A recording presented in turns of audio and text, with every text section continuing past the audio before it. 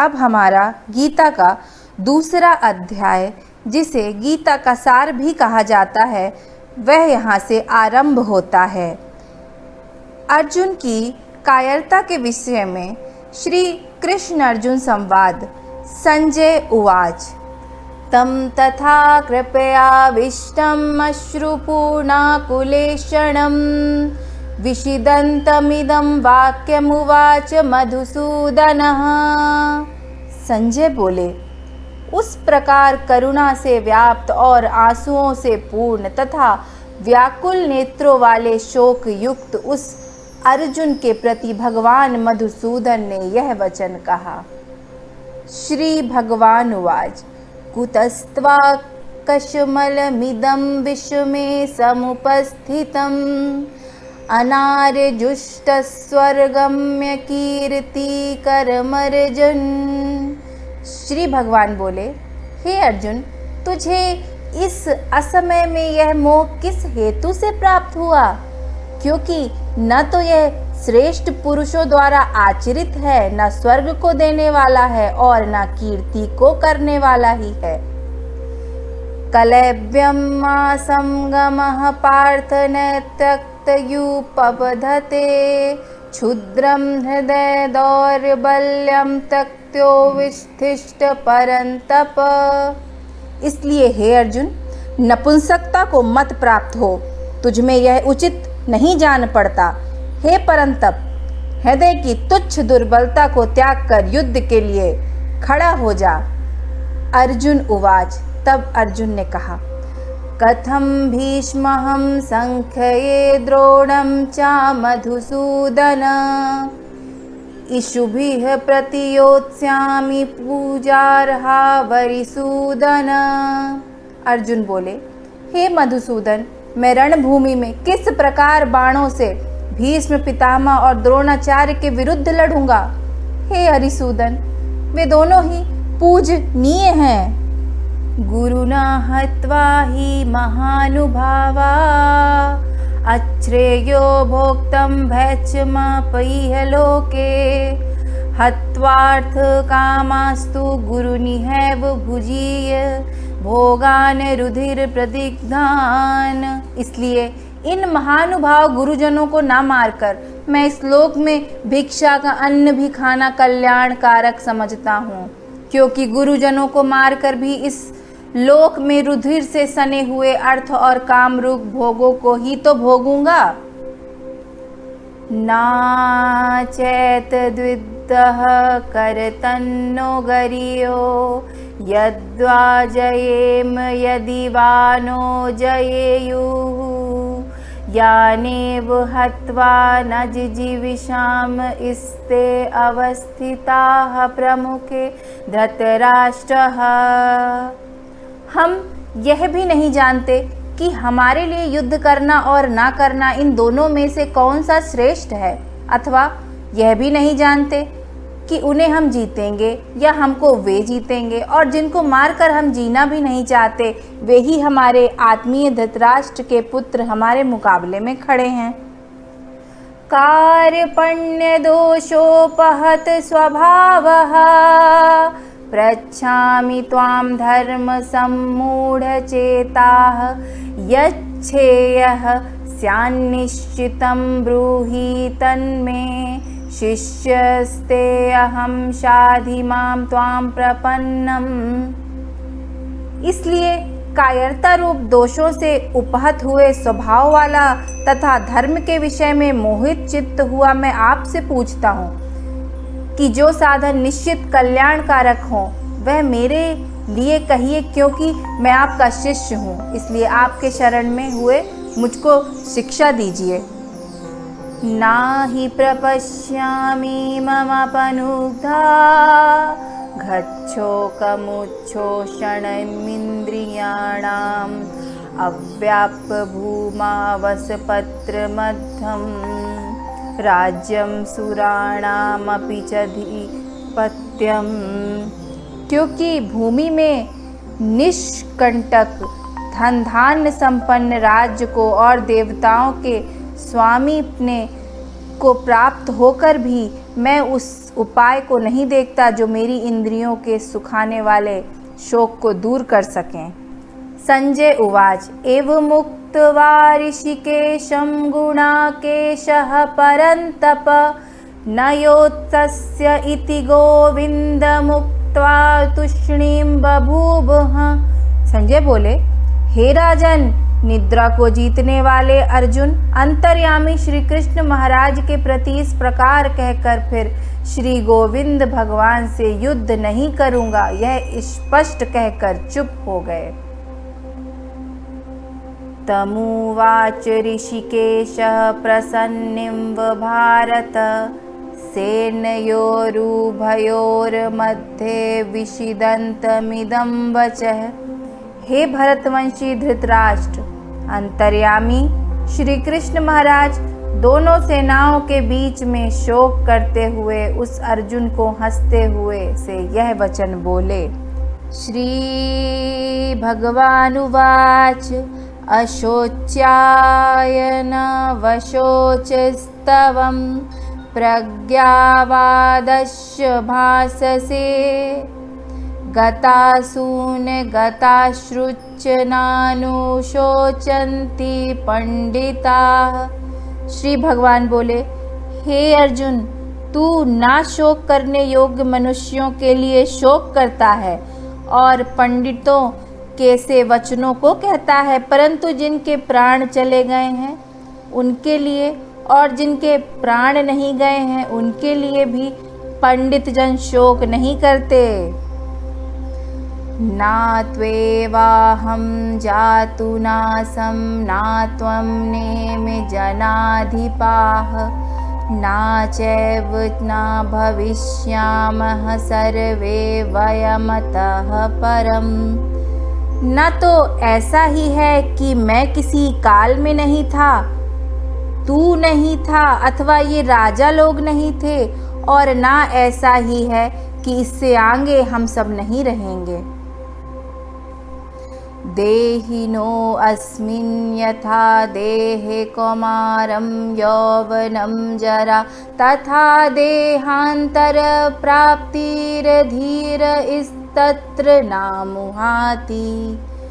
जैसे जीवात्मा की इस देह में बालपन, जवानी और वृद्धावस्था होती है, वैसे ही अन्य शरीर की प्राप्ति होती है। उस विषय में धीर पुरुष मोहित नहीं होते।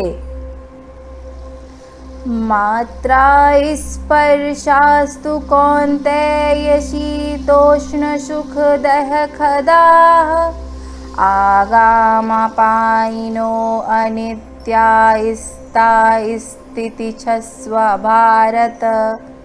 हे कुंती पुत्र, सर्दी, गर्मी और सुख दुख को देने वाला इंद्रियां और विषयों के संयोग तो उत्पत्ति विनाशशील और अनित्य हैं, इसलिए हे भारत उनको तू सहन कर। यमहीना व्यथयन्येते पुरुषं पुरुषर्षभा समुदः खसुखं धीरं सो अमृतत्वाय कल्पते। क्योंकि हे पुरुष श्रेष्ठ, दुख सुख को समान समझने वाले जिस धीर पुरुष को ये इंद्रिय और विषयों के संयोग व्याकुल नहीं करते, वह मोक्ष के योग्य होता है। नासतो विद्यते भावो ना भावो विद्यते सतः उभयोरपि दृष्टो अन्तस्तवनयोस्तत्वद शिरभिः। असत वस्तु की तो सत्ता नहीं है और सत का अभाव नहीं है। इस प्रकार इन दोनों का ही तत्व ज्ञानी पुरुषों द्वारा देखा गया है। अविनाशी तु द्वादिद्धि येन सर्वमिदं ततं विनाशमव्ययस्यायस्य न कश्चित् कर्तुमर्हति। नाश रहित तो तू उसको जान जिससे यह संपूर्ण जगत दृश्य वर्ग व्याप्त है। इस अविनाशी का विनाश करने में कोई भी समर्थ नहीं है। अन्तवन्त इमे देहा नित्यसोक्ता शरीरिणः अनाशिनो अप्रमेयस्य तस्मादुत्थ्यस्व भारत। इस नाश रहित अप्रमेय नित्य स्वरूप जीवात्मा के ये सब शरीर नाशवान कहे गए हैं। इसलिए हे भरतवंशी अर्जुन, तू युद्ध कर। या एनं वेत्ति हन्तारं यश्चैनं मन्यते हतम् उभौतो न विजानीतो नायं हन्ति न हन्यते। जो इस आत्मा को मानने वाला समझता है तथा जो इसको मरा मानता है, वे दोनों ही नहीं जानते, क्योंकि यह आत्मा वास्तव में न तो किसी को मारता है और न किसी के द्वारा मारा जाता है। न जायते म्रियते वा कदाचित् न्यायं भूत्वा भविता वा न भूयः अजो नित्या शाश्वतो अयं पुराणो न हन्यते हन्यमाने शरीरे। यह आत्मा किसी काल में भी न तो जन्मता है और न मरता ही है, तथा न यह उत्पन्न होकर फिर होने वाला ही है, क्योंकि यह अजन्मा, नित्य, सनातन और पुरातन है। शरीर के मारे जाने पर भी यह नहीं मारा जाता। वेदा विनाशिनं नित्यं या एनमजव्ययं कथं सा पुरुषः पार्थकं घातयति हन्तिकम्। हे पृथापुत्र अर्जुन, जो पुरुष इस आत्मा को नाश रहित, नित्य, अजन्मा और अव्यय जानता है, वह पुरुष कैसे किसको मरवाता है और कैसे किसको मारता है। वासांसि जीर्णानि यथा विहाय नवानि गृहीतो नरो अपराणि तथा शरीराणि विहाय जीर्णा न्यायानि संयाति नावानि देहि। जैसे मनुष्य पुराने वस्त्रों को त्याग कर दूसरे नए वस्त्रों को ग्रहण करता है, वैसे ही जीवात्मा पुराने शरीर को त्याग कर दूसरे नए शरीर को प्राप्त होता है। नैनं छिदन्ति शस्त्राणि नैनं दहति पावकः न चैनं क्लेदयन्ते आपो न शोषयति मारुतः। इस आत्मा को शस्त्र नहीं काट सकते, इसको आग नहीं जला सकती, इसको जल नहीं गला सकता और वायु नहीं सुखा सकती। अच्छेदो अयम दाहो अयम क्लेदो अशोष्य एव च नित्यः सर्वगतः स्थाणुर्चलो अयम सनातनः। क्योंकि यह आत्मा अच्छेद है, यह आत्मा आदह है, अकलेघ और निसंदेह अशोष्य है, तथा यह आत्मा नित्य, सर्वव्यापी, अचल, स्थिर रहने वाला और सनातन है। अव्यक्तो अयम चिन्तयो अयम विकार्यो अयम मुच्यते तस्मादेवं विदित्वैनं नानुशोचितुं हर्षि। यह आत्मा अव्यक्त है, यह आत्मा अचिंत्य है और यह आत्मा विकार रहित कहा जाता है। इससे हे अर्जुन, इस आत्मा को उपर्युक्त प्रकार से जानकर तू शोक करने के योग्य नहीं है, अर्थात तुझे शोक करना उचित नहीं है। अथ चैनं नित्यजातं नित्यं वा मनयसे मत्रं तथापि त्वं महाबाहो नैवं शोचितुमर्हसि। किंतु यदि तू इस आत्मा को सदा जन्मने वाला तथा सदा मरने वाला मानता हो, तो भी हे महाबाहो, तू इस प्रकार शोक करना योग्य नहीं है। जातस्त ही ध्रुवो मृत्यु ध्रुवं जन्म मृतस्य च तस्मादिपरिहार्ये अर्थे नातं शोचितुमर्हसि। क्योंकि इस मान्यता के अनुसार जन्मे हुए की मृत्यु निश्चित है और मरे हुए का जन्म भी निश्चित है। इससे भी इस बिना उपाय वाले विषय में तू शोक करने योग्य नहीं है।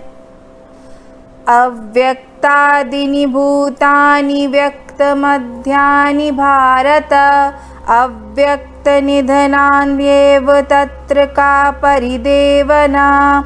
हे अर्जुन, संपूर्ण प्राणी जन्म से पहले अप्रकट थे और मरने के बाद भी अप्रकट हो जाने वाले हैं, केवल बीच में ही प्रकट है। फिर ऐसी स्थिति में क्या शोक करना है। आश्चर्यवत् पश्यति कश्चिदेन माश्चर्यवद्वति तथैव चान्यः, आश्चर्यवच्चैमन्यः शृणोति श्रुत्वाप्येन वेद न चैव कश्चित्।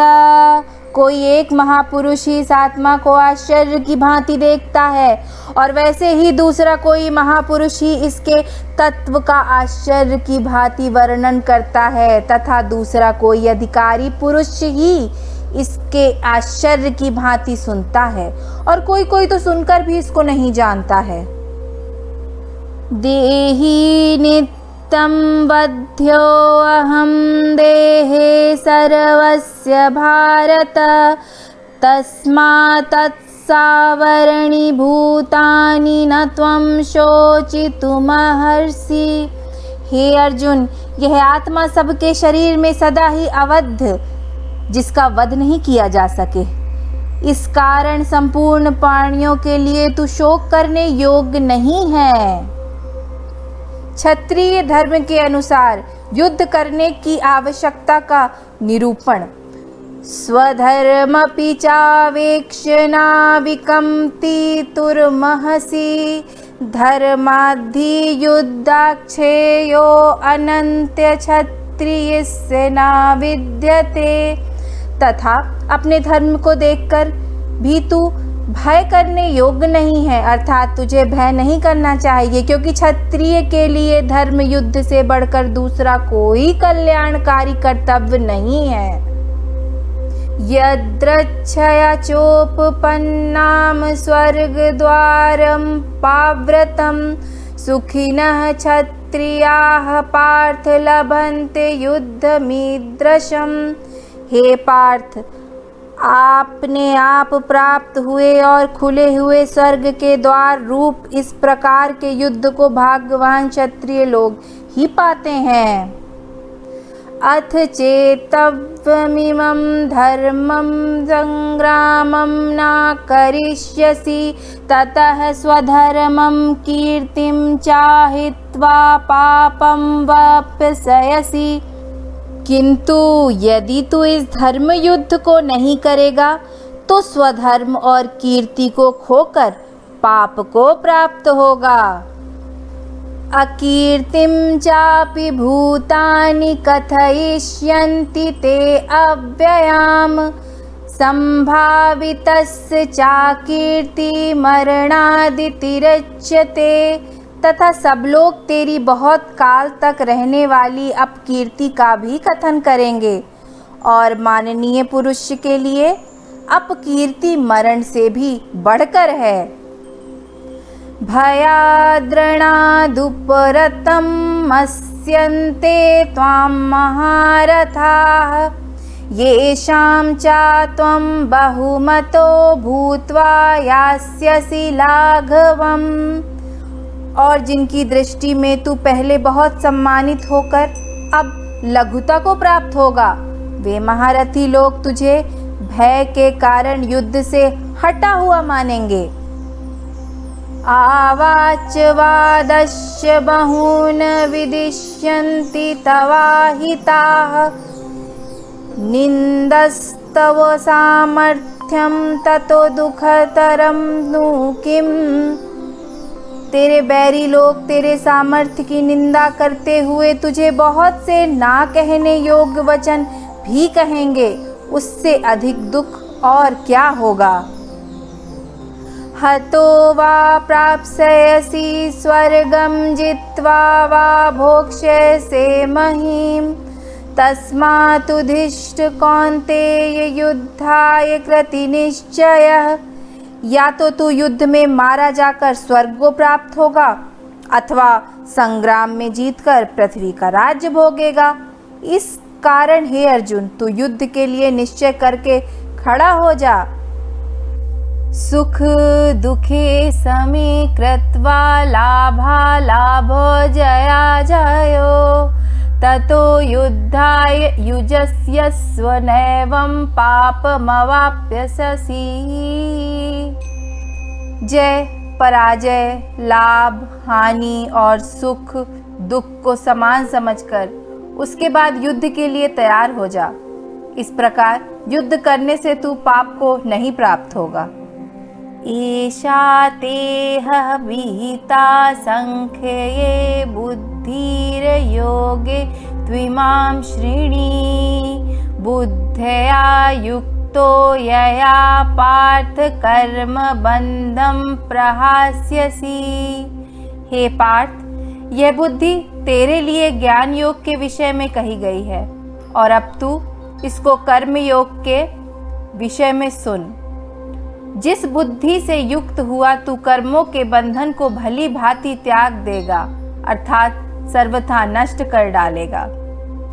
यनेहभिक्रम नाशो अस्ति प्रत्यवातो न विद्यते स्वल्पमस्यस्य धर्मस्य त्रायते महतो भयात्।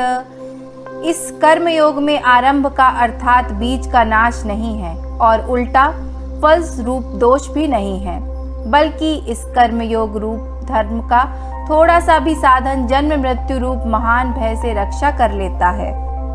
व्यवसायात्मिका बुद्धिरेके है कुरु नंदन बहुशाकाहानान्ताश्च बुद्धयो अव्यवसायिनाम। हे अर्जुन, इस कर्म योग में निश्चय आत्मिका बुद्धि एक ही होती है, किंतु अस्थिर विचार वाले विवेकहीन सकाम मनुष्यों की बुद्धियां निश्चय ही बहुत भेदों वाली और अनंत होती हैं।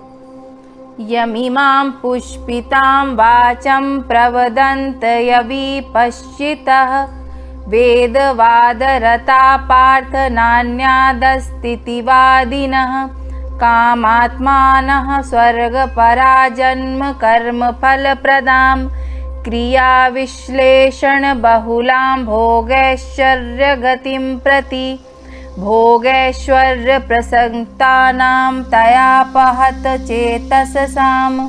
व्यवसायात्मिका बुद्धिः समाधो न विधीयते। हे अर्जुन, जो भोगों में तन्मय हो रहे हैं, जो कर्म फल के प्रशंसक वेद वाक्यों में ही प्रीति रखते हैं, जिनकी बुद्धि में स्वर्ग ही परम प्राप्य वस्तु है और जो स्वर्ग से बढ़कर दूसरी कोई वस्तु ही नहीं है, ऐसा कहने वाले हैं वे अविवेक जन इस प्रकार की जिस पुष्पित अर्थात दिखाऊ शोभा युक्त वाणी को कहा करते हैं, जो कि जन्म रूप कर्म फल देने वाली एवं भोग तथा ऐश्वर्य की प्राप्ति के लिए नाना प्रकार की बहुत सी क्रियाओं का वर्णन करने वाली है। उस वाणी द्वारा जिनका चित्त हर लिया गया है, जो भोग और ऐश्वर्य में अत्यंत आसक्त हैं, उन पुरुषों की परमात्मा में निश्चयात्मिका बुद्धि नहीं होती। त्रैगुण्य विषया वेदा निस्त्रैगुण्यो भवार्जुन निद्वंदो नित्य सत्वस्थो निर्योग क्षेम आत्मवान। हे अर्जुन, वेद उपर्युक्त प्रकार से तीनों गुणों के कार्य रूप समस्त भोगों एवं उनके साधनों का प्रतिपादन करने वाले हैं, इसलिए तू उन भोगों एवं उनके साधनों में आसक्तिहीन हर्ष शोकादि द्वंद्वों से रहित नित्य वस्तु परमात्मा में स्थित योग, योग का अर्थ होता है अप्राप्त की प्राप्ति का नाम ही योग है। क्षेम, प्राप्त वस्तु की रक्षा का नाम क्षेम है, अर्थात इन सब को ना चाहने वाला और स्वाधीन अंतःकरण वाला हो। यावानर्थ उदपाने सर्वतः संप्लुतोदके तवान सर्वेषु वेदेषु ब्राह्मण्यस्य विजानतः। सब ओर से परिपूर्ण जलाशय के प्राप्त हो जाने पर छोटे जलाशय में मनुष्य का जितना प्रयोजन रहता है, ब्रह्मा को तत्व से जानने वाले ब्राह्मण का समस्त वेदों में उतना ही प्रयोजन रहता है। कर्मण्येवाधिकारस्ते मा फलेषु कदाचन मा कर्म फल हेतुर्भूर्मा ते संगो अव्यस्त कर्मणि। तेरा कर्म करने में ही अधिकार है, उसके फलों में कभी नहीं। इसलिए तू कर्मों के फल हेतु मत हो तथा तेरी कर्म ना करने में भी आसक्ति ना हो। योगस्थः कुरु कर्मणि संगतक्यत्वा धनंजय सिद्धय सिद्धियो समो भूत्वा समत्वं योग उच्यते। हे धनंजय, तू आसक्ति को त्याग कर तथा सिद्धि और असिद्धि में समान बुद्धि वाला होकर योग में स्थित हुआ कर्तव्य कर्मों को कर। समत्व का अर्थ है जो कुछ भी कर्म किया जाए उसके पूर्ण होने और ना होने में तथा उसके फल में समभाव रहने का नाम समत्व है, योग कहलाता है। दूरेण हावरम कर्म बुद्धि योगा धनंजय बुद्धो शरणमनिविच्छ कृपणाः फलहेतवः। इस समत्व रूप बुद्ध योग से सकाम कर्म अत्यंत ही निम्न श्रेणी का है। इसलिए हे धनंजय, तू सम बुद्धि में ही रक्षा का उपाय ढूंढ अर्थात बुद्धि योग का ही आश्रय ग्रहण कर, क्योंकि फल के हेतु बनने वाले अत्यंत दीन हैं। बुद्धि युक्तो जहातिह उभे सुकृत दृष्कृते तस्माद्योगाय युजयस्व योगः कर्मसु कौशलम। इसका अर्थ है समबुद्धि युक्त पुरुष पुण्य और पाप दोनों को इसी लोक में त्याग देता है अर्थात उनसे मुक्त हो जाता है। इससे तू समत्व रूप योग में लग जा। यह समत्व रूप योग ही कर्मों में कुशलता है अर्थात कर्म बंध से छूटने का उपाय है। कर्मजं बुद्धि युक्ता ही फलम त्यक्त्वा मनीषिणः जन्म बंधर विनिर्मुक्ताः पदम गच्छन्त नामयम्। क्योंकि समबुद्धि से युक्त ज्ञानी जन कर्मों से उत्पन्न होने वाले फल को त्याग कर जन्म रूप बंधन से मुक्त हो निर्विकार परम पद को प्राप्त हो जाते हैं। यदा ते मोह कलिलं बुद्धि वर्यति तरिष्यति तदा गन्तासि निर्वेदं श्रोतवयस्य श्रुतयस्य च।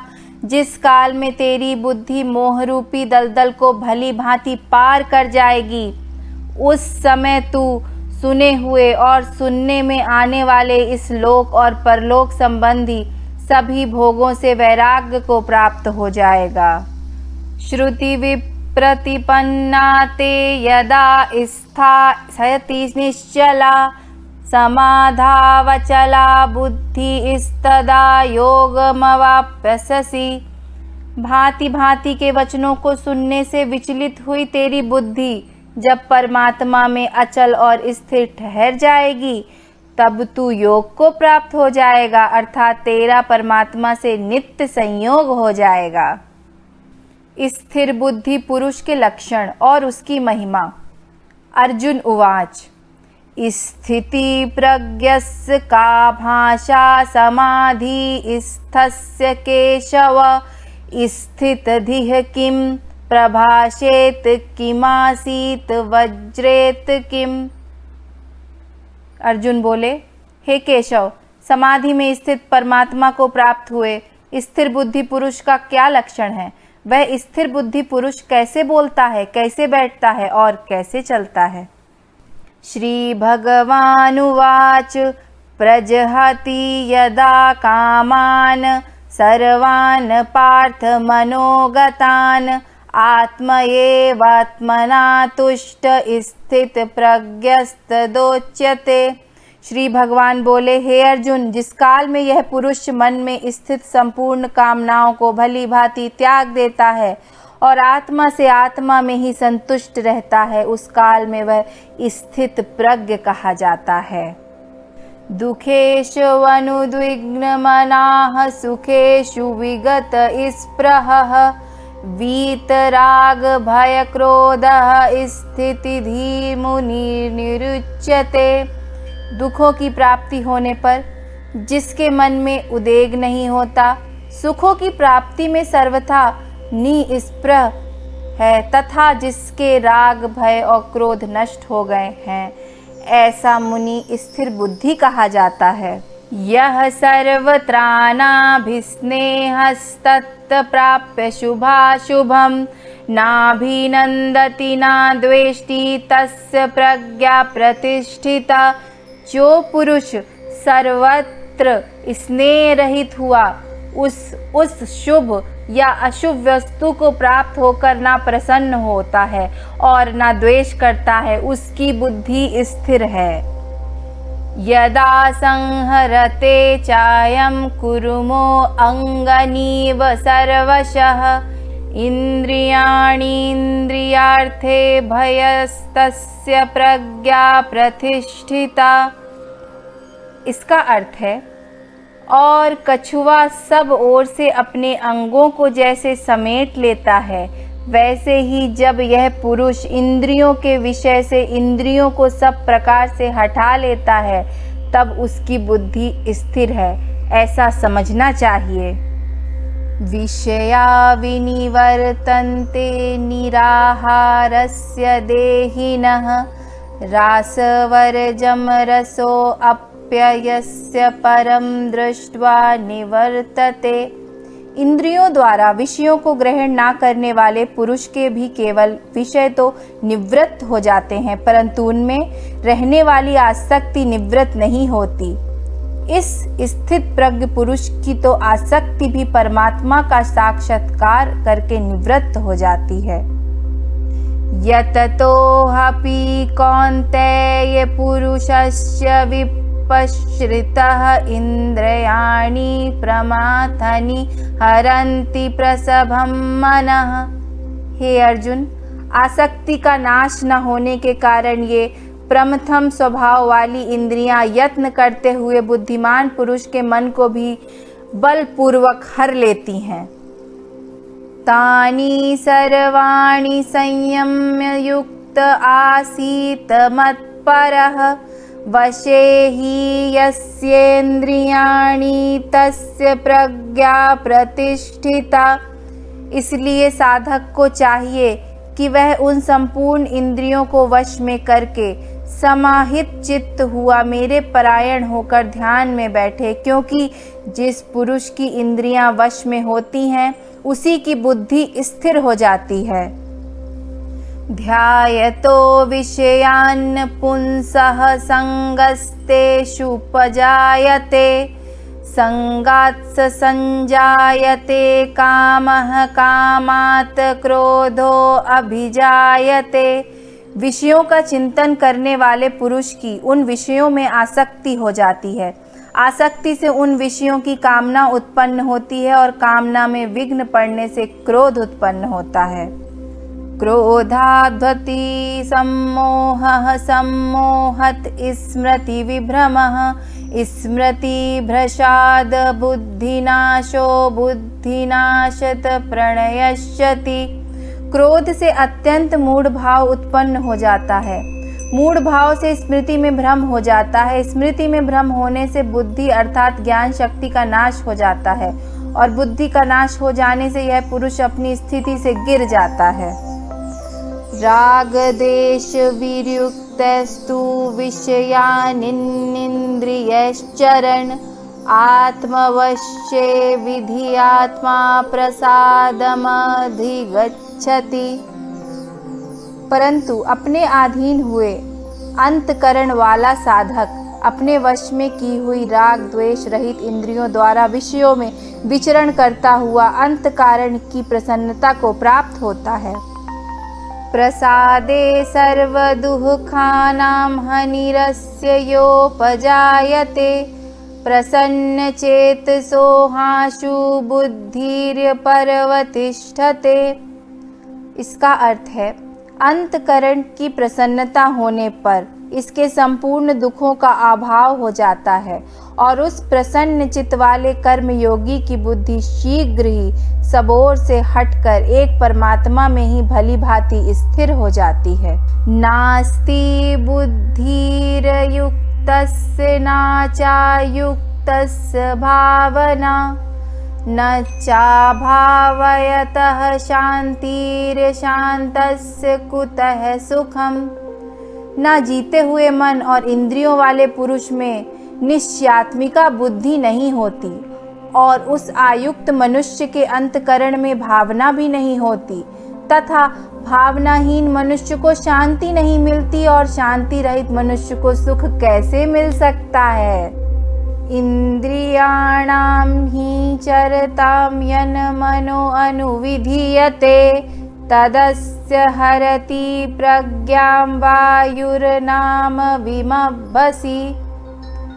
क्योंकि जैसे जल में चलने वाली नाव को वायु हर लेती है, वैसे ही विषयों में विचरित हुई इंद्रियों में से मन जिस इंद्रियों के साथ रहता है वह एक ही इंद्रिय इस आयुक्त पुरुष की बुद्धि को हर लेती है। तस्य माघस्य महाबाहो निग्रहीतानि सर्वश इंद्रियाणामिन्द्रियार्थे भयस्तस्य प्रज्ञा प्रतिष्ठिता। इसका अर्थ है इसलिए हे महाबाहो, जिस पुरुष की इंद्रियों के विषय में सब प्रकार निग्रह की हुई है उसी की बुद्धि स्थिर है। या निशा सर्वभूतानां तस्यां जागर्ति संयमी यस्यां जाग्रति भूतानि सा निशा पश्यतो मुनि। संपूर्ण प्राणियों के लिए जो रात्रि के समान है उस नित्य ज्ञान स्वरूप परमानंद की प्राप्ति में स्थित प्रज्ञ योगी जागता है और जिस नाशवान सांसारिक सुख की प्राप्ति में सब प्राणी जागते हैं परमात्मा के तत्व को जानने वाले मुनि के लिए वह रात्रि के समान है। अपूर्यमाणमचल प्रतिष्ठितं समुद्रमापः प्रविशान्ति यद्वत् त्वद्कामायं प्रविशान्ति सर्वे स शान्तिमाप्नोति न कामकामी। जैसे नाना नदियों के जल सब ओर से परिपूर्ण अचल प्रतिष्ठा वाले समुद्र में उसको विचलित ना करते हुए ही समा जाते हैं, वैसे ही सब भोग जिस स्थित प्रज्ञ पुरुष में किसी प्रकार का विकार उत्पन्न किए बिना ही समा जाते हैं, वही पुरुष परम शांति को प्राप्त होता है, भोगों को चाहने वाला पुरुष नहीं। विहाय कामान्यः सर्वान् पुमांश्चरति निहः स्पृहः निर्ममो निहंकार सा शान्तिमधिगच्छति। जो पुरुष संपूर्ण कामनाओं को त्याग कर ममता रहित, अहंकार रहित और स्पृहा रहित हुआ विचरता है वही शांति को प्राप्त होता है, अर्थात वह शांति को प्राप्त है। एषा ब्राह्मी स्थितिः पार्थ नैनां प्राप्य विमुहति स्थित्वामस्यामन्तकाले अपि ब्रह्मा निर्वाणमृच्छति। इस श्लोक का अर्थ है, हे अर्जुन, यह ब्रह्मा को प्राप्त हुए पुरुष की स्थिति है। इसको प्राप्त होकर योगी कभी मोहित नहीं होता और अंत काल में भी इस ब्राह्मी स्थिति में स्थित होकर ब्रह्मानंद को प्राप्त हो जाता है। ॐ तत्सदिति श्रीमद्भागवद्गीतासूपनिषत्सु ब्रह्मविद्यायां योगशास्त्रे श्रीकृष्णार्जुनसंवादे सांख्ययोगो नाम द्वितीयोऽध्यायः। यहाँ हमारा श्रीमद्भागवत गीता का द्वितीय अध्याय समाप्त होता है। जय श्री कृष्णा।